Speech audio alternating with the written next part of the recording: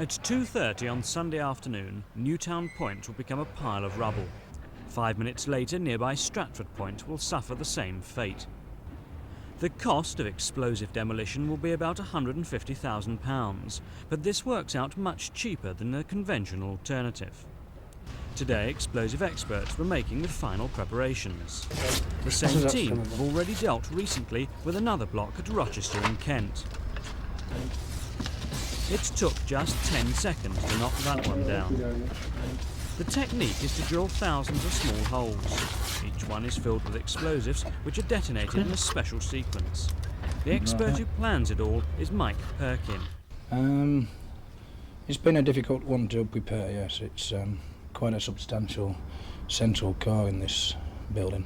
How much explosive does it need to knock down one of these? Not a lot. We don't disclose the amounts for security reasons. Why are you able to use so little?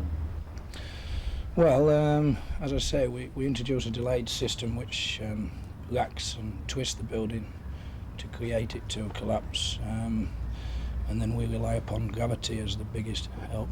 Do you enjoy blowing up buildings? Blowing down buildings. On Sunday, more than 300 residents will be evacuated from the immediate area, and the Central Line Underground closed between Leyden and Bethnal Green. The tube runs right between the blocks, but the experts are certain that it will suffer no damage.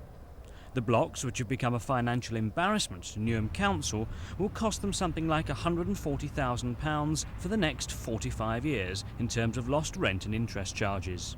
On Sunday, the police will have to control the inevitable sightseers. Well, they're perfectly welcome to come to Newham, of course, and see the explosion.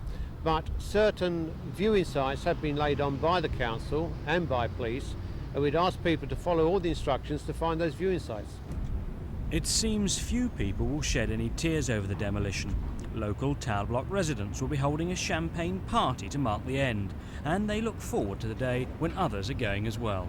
Well, basically the campaign feels that the conditions in Newham tower blocks are so bad and intolerable for the tenants that we feel that they should all go eventually.